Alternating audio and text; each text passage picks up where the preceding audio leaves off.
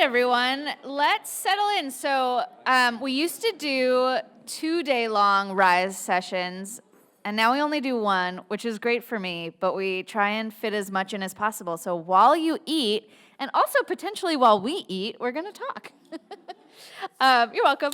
So hi, everyone. My name is Emma Spett. I work at the Leahy Institute for Rural Partnerships, and I wear a lot of hats there.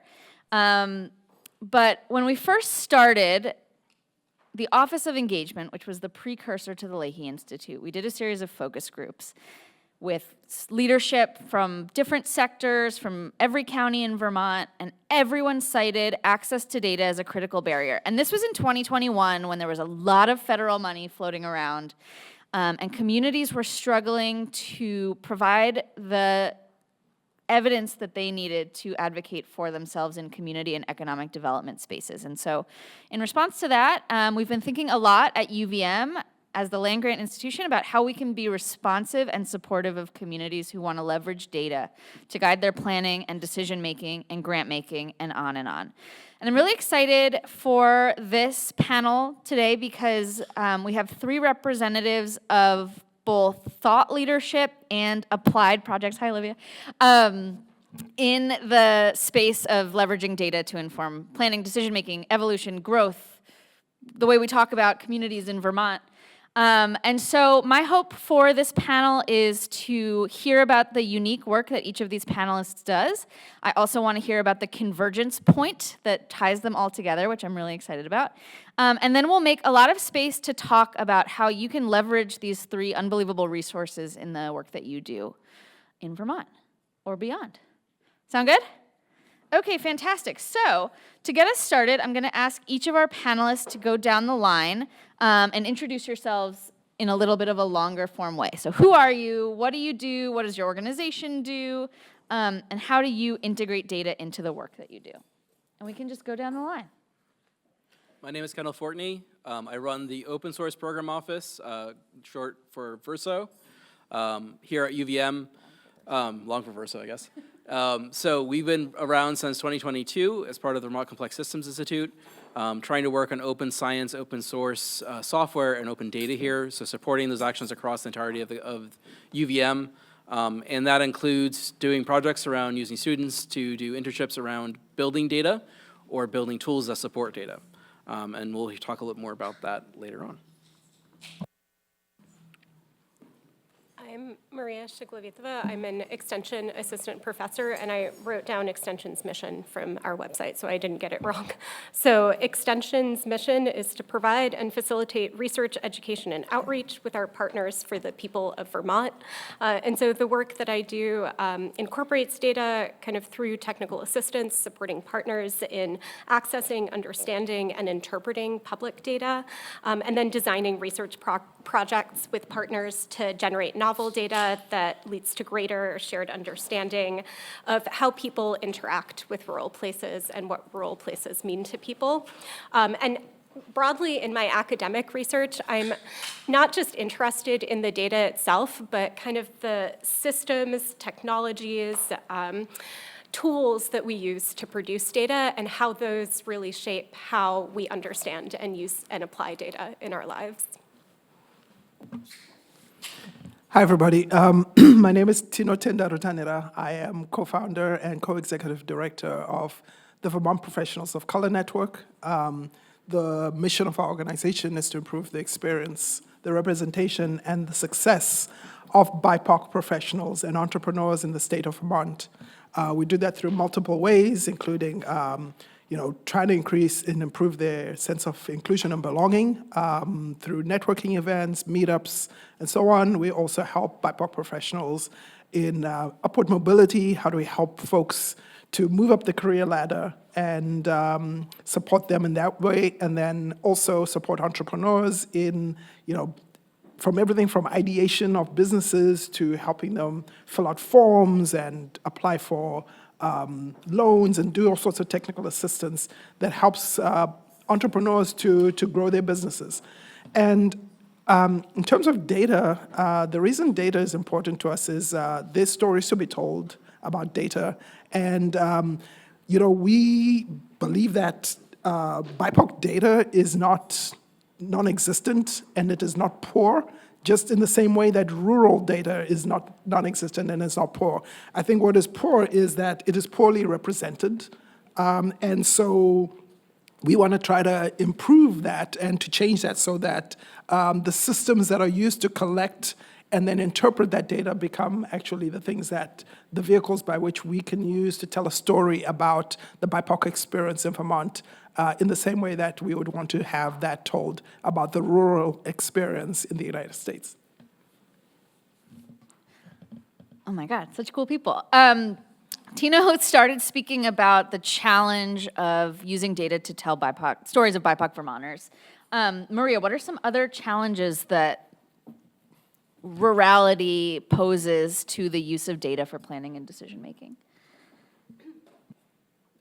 When I was thinking about this, I thought like any scholar who works on rurality might tell you that the challenge is like how data and words intersect with each other, because if you're talking about rurality, there's the question of how you define rurality and the role that data plays in even saying what place is rural and what place isn't rural. And so just starting with the question of what is rural is a challenge, and then you might extend those challenges into kind of broader conditions that typify rurality, like low populations, kind of distant and broad geographies where folks might be hard to reach. So defining rurality is a challenge. Reaching folks in rural places for data collection efforts is a challenge. And then I would say also like telling stories about rurality with data is a challenge because, like we want to reach for stories that might be generalizable, but then lose the local particulars of rural people and places. And so how do you balance those things all together? How do you balance those things? Yeah. It's difficult to hear Mariya back here. Oh, no, Mariya, bring your mic closer to your face. Okay. Sorry about that. Okay, let's try it. Do you have any examples? So Mariya was speaking about the challenges that rurality poses to effective use of data in planning and decision contexts, be it disparate geographies or diversity or lack of concrete definitions of what rural actually is. Mariya, can you speak to some of the ways that we can solve those problems and some of the ways you've innovated to better tell those kinds of stories and to leverage rural data? I'm going to tell you how we can complicate some of those problems. So before I came to UVM, I worked for the U.S. Department of Housing and Urban Development, and one of the programs I worked on was the Distressed Cities Technical Assistance Program, which has a terrible name, so we'll just say DCTA. And one of the indicators that we used for that program was the indicator of persistent poverty. And when you started digging into that indicator, you would find that a lot of very, very low population rural places were absent from that data set. So I was able to connect with the folks at the Economic Research Service who developed that indicator, and we started having conversations about like the technologies of making that indicator legible and the underlying kind of calculations that go into it. And what was happening was that the poverty indicator was incorporating margins of error that came from that data collection effort and were quite large in low population places. And when that margin of error was so expansive that you had very little confidence in that indicator, it was just booted out of the data set. And so we started experimenting with what might happen is you use that margin of error to say, okay, we have very little confidence in that data, but it could be very little confidence that indicates that this place doesn't belong in the persistent poverty data set, or it could be very little confidence that indicates that its poverty level is so high that it should belong in this data set. And so if you use margins of error not as a way to exclude rural places, but as a strategy for like thinking about the complexity of the indicators themselves, and then maybe complicating your analysis doing your analysis with a little bit less confidence, but the outcome is that you include more places that are on the margins in these programs that are meant to serve them. And so I like that example. And ERS, since we did that work together, has started including, just not kicking places out of the data sets that they publish, but they'll include kind of those confidence levels. And as I think we should allow folks to make those judgments in analysis for themselves. Awesome. Great. So Mariya spoke to the way, and this is primarily in the context of federal data. You're speaking about the margin of error challenge. I think another way that rural communities can leverage data is by participating in community engagement processes and identifying questions and problems that could use data to help solve those problems. And we have the pleasure of Kendall Fortney sitting right next to me. Kendall, can you speak to some of the ways that you have engaged with partners across the state and then used what they've told you to develop data-based solutions to some of the issues that they're dealing with? Maybe some examples. Sure, there's a variety of different ways. So part of the nature of my office is we also run a series of internships. We call the Open Community Research Accelerator, or ORCA, because you have to have a good acronym. And the goal of that is to take— What do you call the teams? Pods. Orca pods. Yeah. So the goal of that is actually like try to tackle real problems with students and solve those. And that has a variety of different meanings. So I have software teams, I have data teams, data scientist teams, and I have geospatial teams because we have a lot of geospatial problems as well. And that requires a lot of talking to different community partners to be like, what are the actual needs? Some of this has been, one of the grants that Leahy funded for us was the wastewater infrastructure mapping, where we were trying to understand wastewater data in Vermont. I don't know if any of you have ever had the experience of going down to town offices. How many of you actually gone to a town office to get records of any sort? Wow, I have so many questions now. Like, what's happening here? No, it's very interesting because a lot of those places are like, if you're trying to find zoning information, you're trying to understand a lot of different types of records or different types of information. Sometimes they're not even digital at all. Some of them are digital. The wastewater systems here, a lot of them are still like paper maps that have never been digitized. And we weren't able to complete all of those because that is an impossible task. But trying to identify where those gaps were, where we're like, hey, we know that there's a town here. Like, do we have data for this? And having the town's ability to access that data, because in one case, the state had actually digitized the town's wastewater map, but the town didn't know. So when they were coming to me to ask for the digitized map, I'm like, is this the thing? And they're like, yes. I'm like, great, problem solved. So it's understanding both, what the needs are, but also being able to provide clarity on what's missing and what we can't actually do. I always think it's really important to think about if you're trying to understand a problem, how it affects you, what would you have to do to go do that? If you wanted to build a house in Vermont, which is housing is a massive challenge for us here as someone who is renting and really would like to buy. It is a massive challenge. And trying to understand what it takes to build or to modify your house is reading a lot of legalese documents that are really hard to understand and trying to think about, there's a lot of data that actually is out there, but it's not accessible in a reasonable way, and trying to understand who needs to access it and how we facilitate that is also a very important aspect of trying to understand these problems. And that's why I'm not just talking to the GIS person of the state of Vermont, who are amazing, and I work with them, but also the people that are running nonprofits that are trying to integrate with that kind of thing, or people that are in the community trying to understand these kinds of problems as research questions. There's a lot of different levels of this, and trying to provide access is key. Awesome. So one example of a project that both Mariya and Kendall are working on has been inspired by and led by Tino's organization. Tino, I'd love to hear about that project. I know about it, but you can tell other people about it. The impetus for it and kind of the driving desire behind a data-informed collaboration with the university, as well as what you hope to achieve as far as outcomes go with that work. Cool, thank you.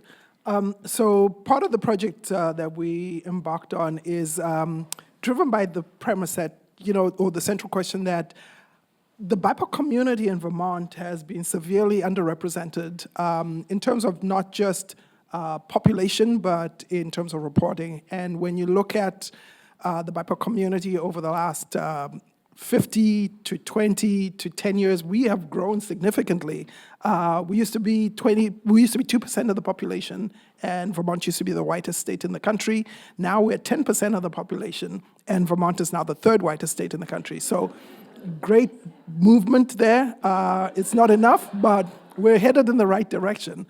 And, when we were thinking about, the fact that over the course of time, when we were 2% of the population, apparently we were statistical insignificant. We weren't counted in a lot of surveys or research that was done.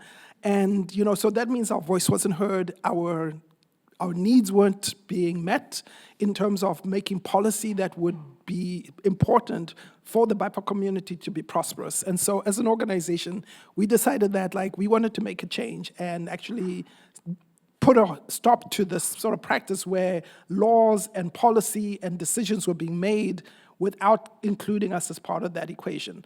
And so part of what we're doing is creating a baseline to try to figure out what is the state of the BIPOC data in Vermont?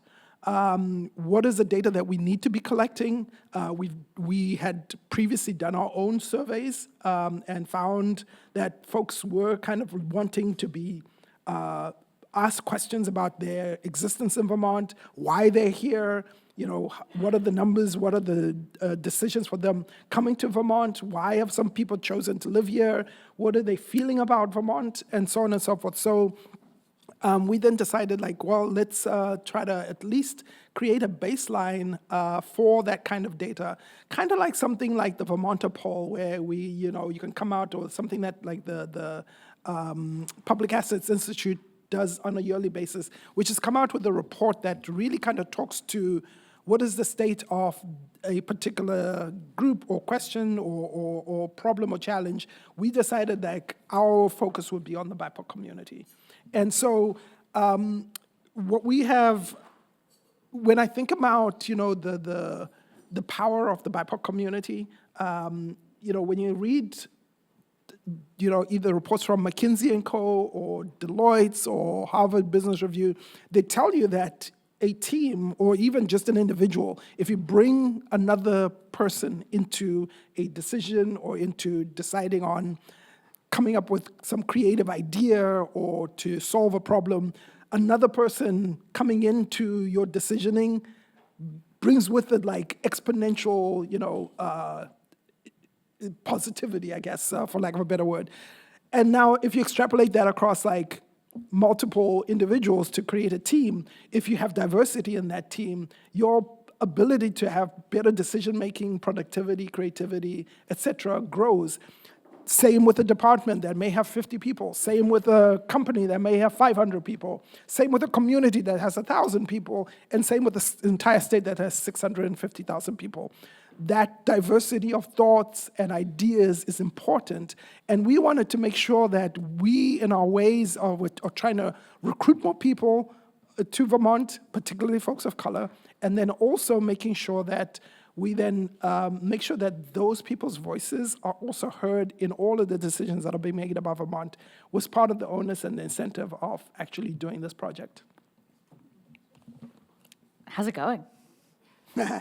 How's it going? So what we have started to do is we've got state-level data, in fact, federal data at a sort of high level. We've got census data and so on that we are ingesting. We've got data from the Department of Labor and so on. And we're taking all of that data and we're cross-tabbing it with our own internal data, which we have taken through surveys. We actually did a survey that had about 685 respondents. We were told that if we get 200, we'll have done an incredible job. So we far surpassed those expectations. And then we then also went and then did some qualitative research and interviewed, I think it was 97 individuals through multiple listening sessions to really kind of get to understand, the data can tell you something, it gives you patterns, it gives you a sense of what's happening, but those qualitative questions, in fact, the national stuff gives you patterns around national data. The data that we collected gave us insights around the BIPOC experience. However, it was that qualitative piece that then really kind of helped us to figure out, like, why? Like, why are people saying these sentiments? Why do they have these feelings and so on? And so, so far it's going great. We are learning a lot about data because as an organization, we're a nonprofit. We are not a data company. We don't think we'll ever will be, but it's super important for us to actually learn about what data is, how to tell stories with that data, and how to influence policy at the end of the day around how that policy affects folks of color. And that's really kind of the key ingredient for the work that we're doing and the support that we're getting from not just the folks from UVM, but the funding that we got from the Leahy Institute. I think you're speaking really eloquently to this idea that the university can provide the support after the question is brought to us. Like, you have a really clear idea of what you need and the outcomes of what the work will reveal and provide to your community. Can Mariya and Kendall speak a little bit to how you're providing kind of back-end support in this space? Tino spoke a lot about both the integration of qualitative and quantitative data. What does that look like as we start to think about building tools that support programming in the realm of supporting BIPOC Vermonters? Thanks for the background, Tino. And I will say, when we first connected around this project, I was like, oh, this is another, census technical assistance kind of thing. Like, we need to understand what the census data is saying, the limitations and the potentials of this data. And I also want to name that we have another UVM project partner, Abby Crocker, who is with the Justice Research Center and couldn't be here. It's her birthday and she's hiking, and no one should blame her for that. But I think working with Abby and kind of this grounding in data justice has caused us to think about, as a project team, how do we step back from just what is the data and how do we work with it, but really designing a process that is meant to grapple with the harms that can be embedded in data and imagine a strategy for creating data infrastructure that is really genuine and speaks to the needs of communities who have been harmed by data systems. And so the process it's been emergent and felt maybe a little bit messy, but the goal has been to kind of embark as a team on really understanding the needs, understanding the data, and doing the analysis collaboratively. And so we, two weeks ago now, maybe? 2 weeks ago, we have a project advisory group, and 2 weeks ago, we took some of our preliminary analyses and we presented them to the advisory group in a data walk, which is exactly what it sounds like. We put up some snapshots of the data that we have been analyzing and some preliminary findings in those snapshots, and asked folks to just visit stations with data in them. It was, quite a loose and physical activity. We were trying to, usually you do data behind a computer, but how do you get your heart racing around data, I guess? And so then after folks did the data walk, we kind of engaged in a facilitated conversation around making meaning from the data, because I think the hardest thing with data, it's not building tools or running a t-test, it's kind of making really sincere and grounded meaning from the data. And I think that is really how we are trying to go about this process. How do we not only understand the data system, but how do we make shared meaning with the data? And then how do we change a data system that like builds on what we've learned through the process.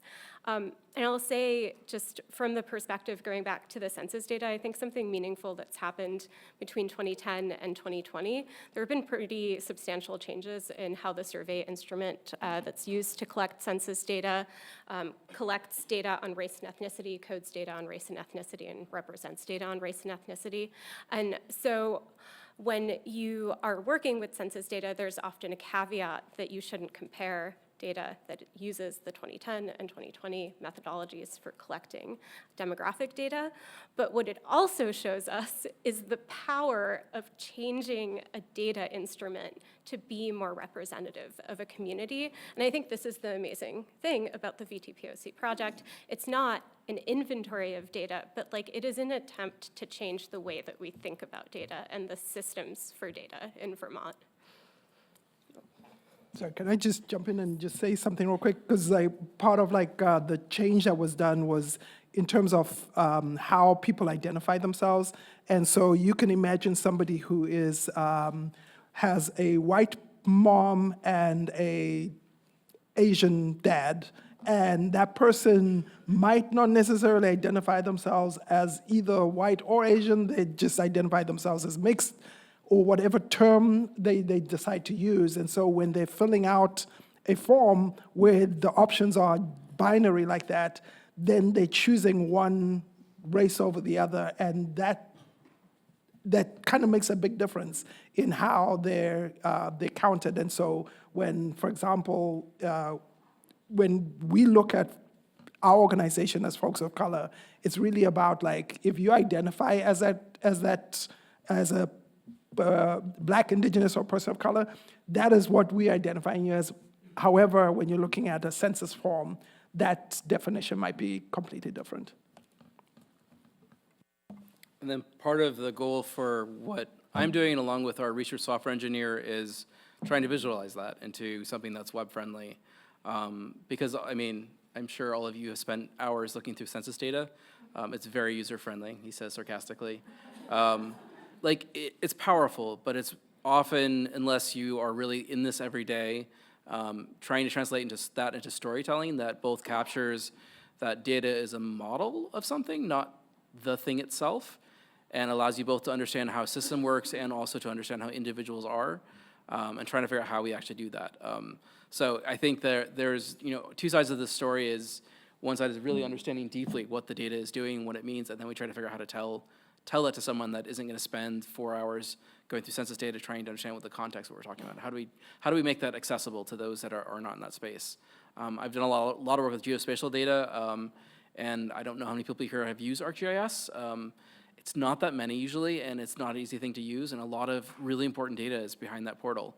So trying to think about how we think about where gates are and how we allow accessibility to this to a broader group of people is actually a pretty substantial challenge, even more so in a place where data forms and systems are very scattered, and also really powerful. You can figure it out. So that's a lot of part of what I'm doing for that. So I think within the university structure itself, we talk a lot about how to be more responsive to emergent and also community identified needs. And in so many ways, I think about the project that we're supporting with Tino's organization and with Mariya and Kendall and Abby, who's not here, as a framework or a critical example of how to root community in the way we do data throughout the entire life cycle. So, what they're speaking about now is the way that we build the data system itself to be more representative of what people actually want, need, and think would be compelling in a policy arena or in a nonprofit space. Mariya, you are working on another project that's very similar, but has more of that umbrella style theoretical framing. Like, how do we assess community need and then build responsive programming to that? Do you want to speak to that project at all? Tino's upset that I'm working on another project. Redundancy equals resilience, y'all. That's how we make it stick. Not good dating advice. Thank you, Kevin.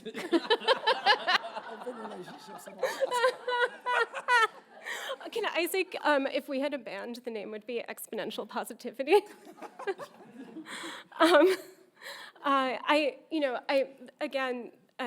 I kind of tried to draw Abby into the room with us, I want to say that the needs assessment project has a larger team, and I don't want to speak for the whole team. I will say Dwayne Miller-Barlow is on the project with us, and he is our community partner for this project, and so maybe I can speak to the part that Dwayne and I are working on.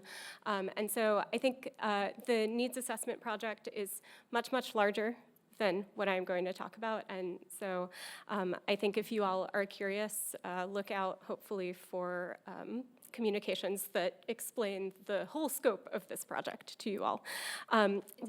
It's out already. On the UVM homepage. But the work that I'm doing in partnership with Dwayne is trying to understand how we can use kind of unconventional data sources, unconventional rural data sources, to help us kind of fill in some gaps in our understanding. And the unconventional data source that we're working with is public minutes that are available for all planning commissions, select board meetings, all public meetings in the state make these minutes available. And the work that we're doing is trying to, within topic areas that the project team is defining as representative of broad areas of need, see how the civic discourse around these topics is varying across space and across times. Across towns, although we could do the analysis across time, which would be very interesting. But so how does one town talk about housing? How does another town talk about housing? How do these civic conversations give us some insight into broader community contexts that we could use to analyze kind of shared experiences, but maybe unique conditions in towns. And we recognize that this data set is a little bit, incomplete. What we hear from folks a lot is, well, I know who shows up to my select board meetings, and it's often the loudest voice in the room that's quite represented in these meeting minutes. But I think what is powerful about this data set is that it gives us a statewide snapshot that unfolds almost in real time of conversations that are happening.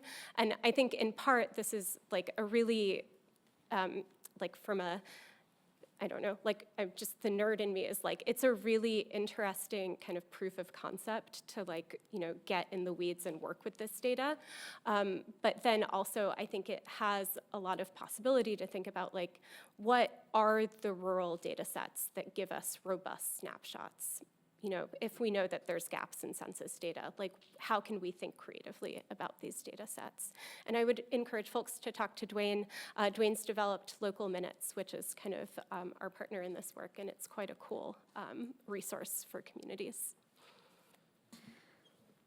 Cool. And just as a final comment to kind of round out the different ways UVM's iterating and partnering to try and be more supportive of folks who are trying to make change in a data-informed and equitable way in their communities. Kendall, can you speak to this new idea of the Vermont Data Collaborative?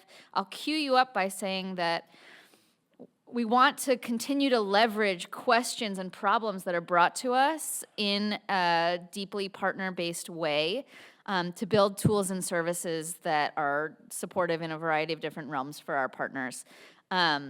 And so the work that Mariya and her team at Extension are doing offers us the ability to potentially prioritize different challenges that are persistent across different communities. And then we're building something called the Vermont Data Collaborative, which will be a response to a lot of that prioritization. Yes, so part of the exploration of some of the projects that ORCA have tackled, one often leads to another. So we started with the National Zoning Atlas before Leahy Institute was a thing, and trying to turn geospatial and data, or turning all the zoning data into a geospatial data set. And then working with the wastewater data has led to interest in drinking water data, not just both as us doing it, but our connections with the state and finding like different approaches and emphasis on gathering data has meant that we're all working a lot more closely together on this. And part of the Vermont Data Collaborative is how like UVM partners with state agencies, with regional agencies, with towns, with nonprofits to try to surface this thing. Vermont is small. It's like today coming here, I'm like, I see some people that I know, and I'm like, I've been doing enough of these that I'm like, I get to see all the people I know now, which is really cool. But it's also like we can reach a lot of people really quickly. Often the people that are functionally like critical points in our ecosystem here in Vermont are easily accessible. And the more we bring those together and be like, how do we standardize data practices? How do we make sure that this data is collected and we can add to it, not just the original person, but have other people add to it? And trying to find ways to create infrastructure that supports that and practice that supports that. So we actually can grow those things. Ideally, like anything that we work on at UVM is something that's just only owned by UVM. It's something that we own with a community partner, and we're like, hey, this is data that we collectively share and work on. That is not simple, right? And this is not something we've necessarily done in this way before, so we're trying to figure this out as we go along. And it's also really important because it's a really powerful implicator in how we actually grow in Vermont. And as someone that grew up in Bennington, like I want Vermont to grow. So finding ways that we actually can do that collectively, I think, is really important. And we have that kind of attitude in Vermont anyways, so it works for us. Okay, we just threw a lot at you. My hope before you leave in the next 15 minutes is that you start to see the ways that you can better integrate data into the work that you do through applied, problem-oriented partnerships. I'm going to open it up for questions, and I think fair game across the board. Anything we talked about, anything that feels aligned or a problem that you have or anything you want to follow up on. I'm going to ask Braden to go grab a mic and run around with it. So please, if you have a question, you can raise your hand and he will come to you. And if you went to a town office, also tell us why. I really want to know.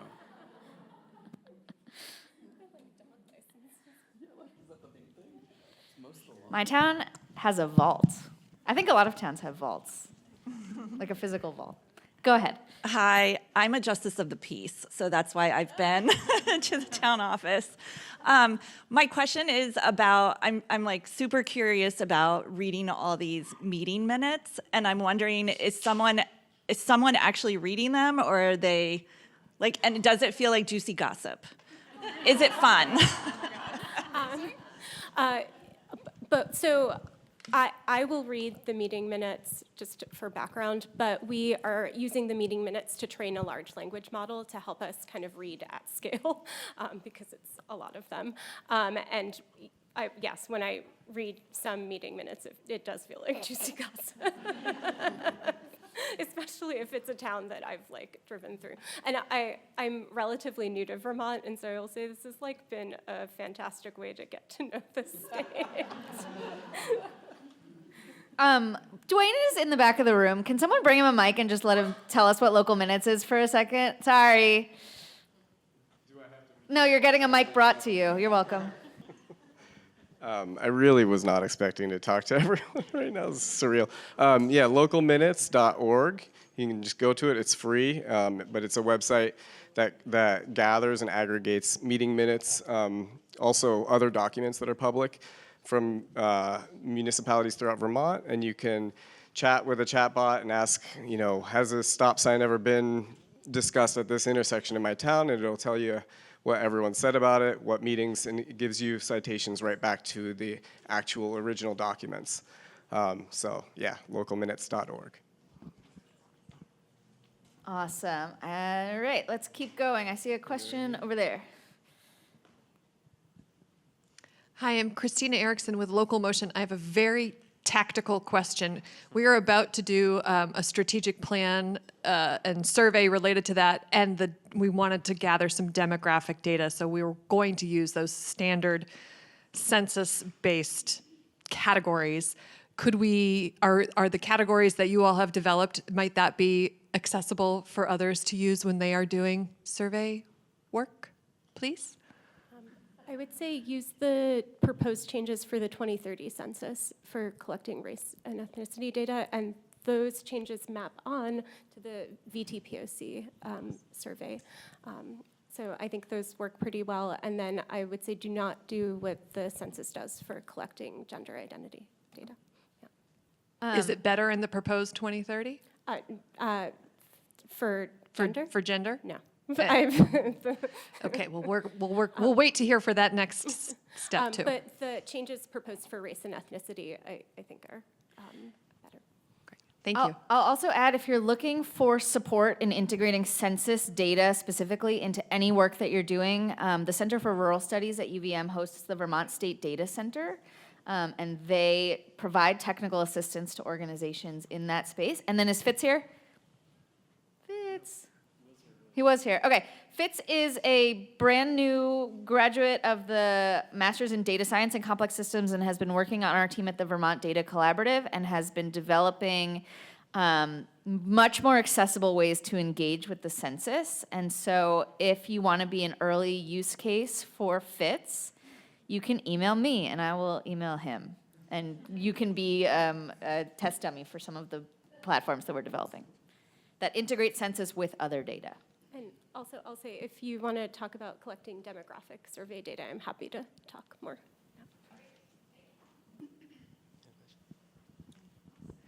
Hi, Michelle Kersey with Building Bright Futures. I went to a town office just to pull some records on housing. And Tino, super exciting work. And so I'm curious, when and where will that data be available? So the goal is to have the report completed by the end of this year. So you should be seeing something by beginning of next year. That is our hope and our goal. Oh yeah, and then we're gonna create a publication that is both physical as well as virtual, so digital. And so you'll be able to find it online, and we're going to also, on top of the report, create a visualization that we're working with Kendall on, which will be sort of like a more graphical way of representing the report and the outcomes of that report. So hopefully, for those of you that like to sort of see visually rather than reading an entire report, this will be helpful for you.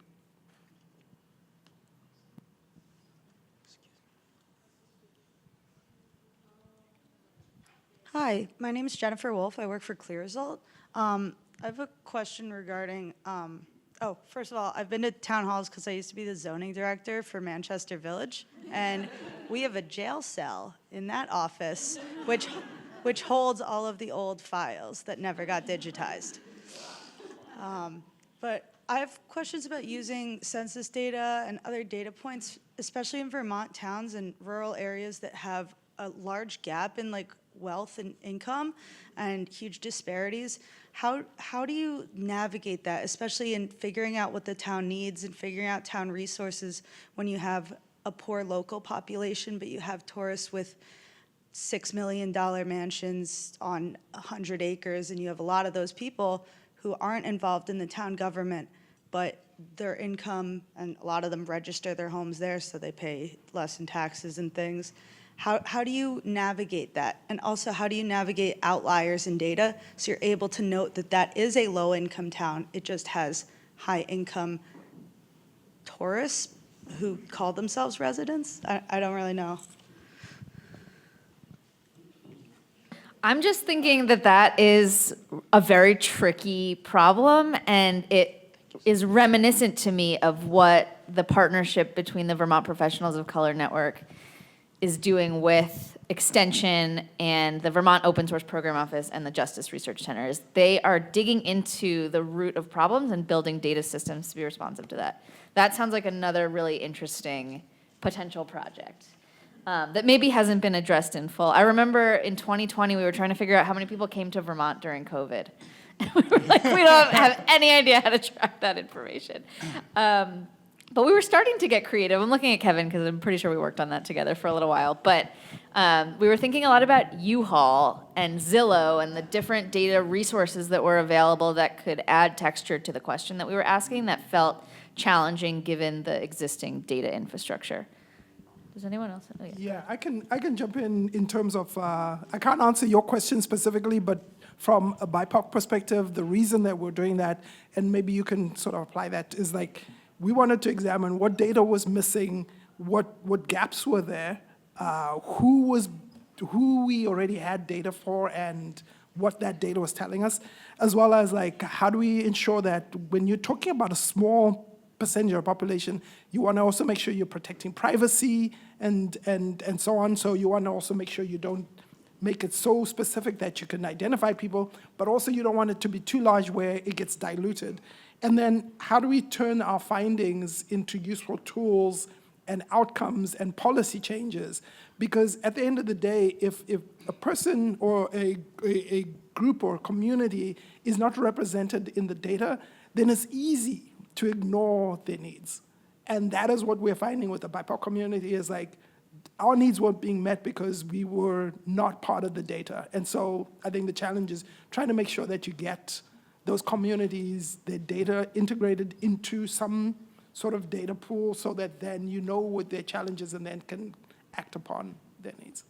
I think I'll add to that is like, I think inside of what you're saying is there is a story that you're trying to tell, and there's a reason you want that data is to make some sort of ask.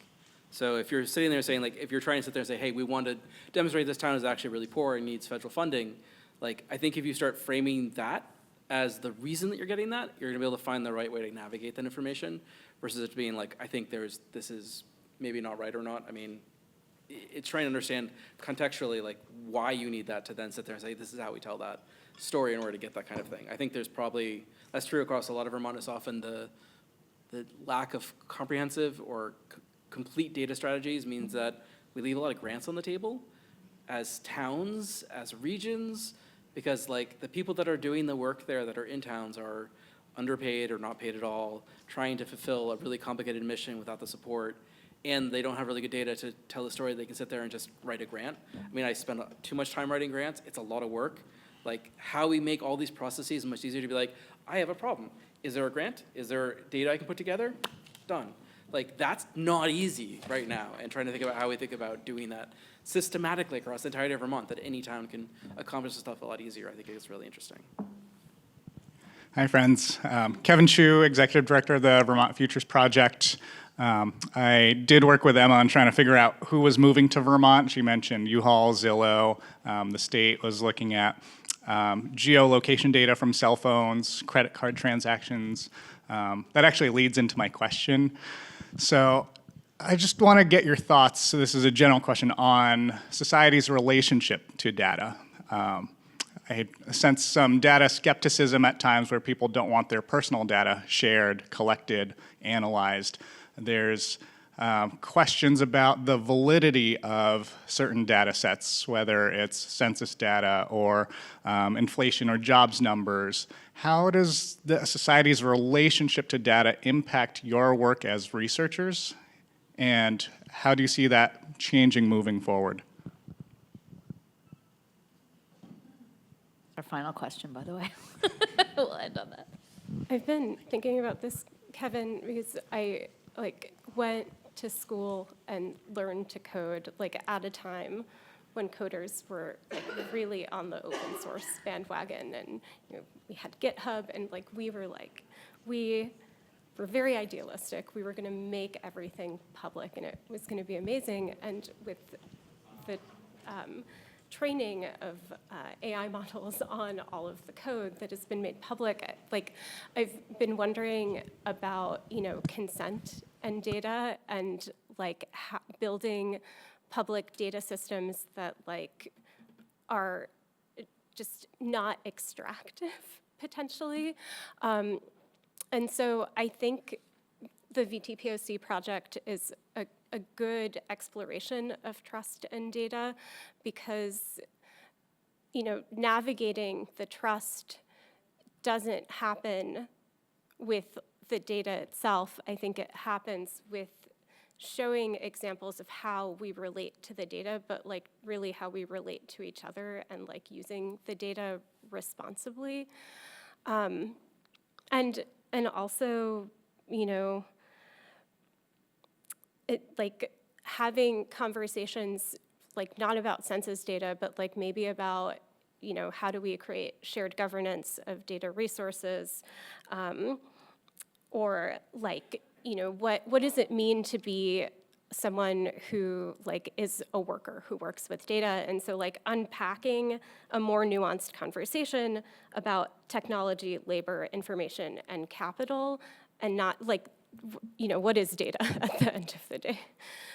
So I think, the nuance might help us build some of that trust. I think I'll also add to that like, there was a point where data science became like a word that everyone used for everything. And at no point did most of the people understand what data was, like actually because of the data part of data science. And now we're doing the same thing with AI, where most people that talk about AI don't actually know or use AI or understand what the caveats that come with that. In doing like the Vermont Zoning Atlas, just setbacks from roads were in feet, were in meters.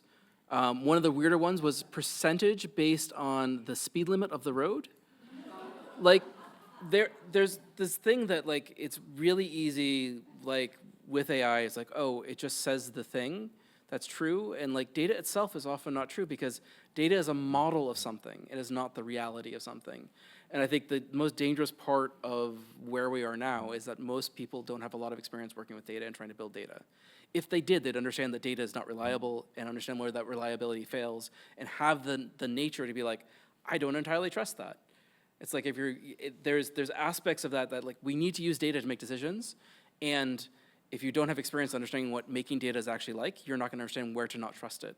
Same thing with the AI world that we're in right now. It's like if you don't understand the parts where AI fails and you don't use it, you don't see it fail, you're going to be like, well, that should probably do a heart operation on me tomorrow. And you're like, no, that's not the thing, right? Like I think there's a piece of like both the nuance of how we understand ownership, which Mariya's comment hits very true, is like they stole a bunch of stuff.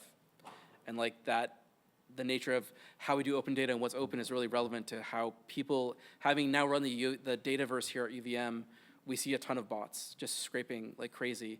And often, part of my goal too is to make sure we strategically scrape stuff, so we're not just always doing the same thing over and over again, but also understanding what the caveats that come with that data actually are and being human about that, which is hard. I don't have an easy path for that, but we're gonna have to navigate it. Go ahead, yeah. I'll just say real quick that for us as an organization, we have gained the trust of the community, especially a community that's been traditionally harmed.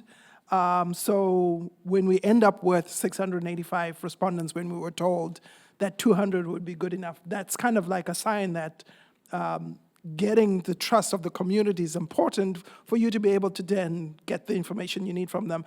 And then the other thing too that I think is important to point out is that the folks that we're getting data from, and I'm saying collective we, I think there needs to be an outcome that they see, because data and getting data and answering surveys and all of that stuff is all great, but if nothing comes out at the end of it except some white paper that comes out that doesn't change anybody's lives, then the next time you go and ask people for information about their lived experience or why they're doing something, why they've come to Vermont or what their income is, whatever it is, that there's going to be a barrier there. So I think it's critically important as we continue down this path of collecting data and trying to use it, is that data needs to change conditions of people's lives, because otherwise at the end of the day, we're just wasting people's times and wasting our own time.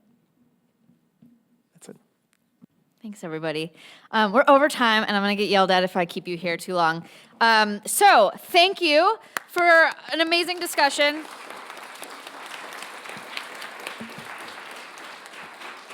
It is now 1:18 p.m. At 1:30, you are going to return to the room that you were in for your panel this morning, where you will engage in a workshop. So just head back to where you were previously by 1:30, please. Thank you all so much.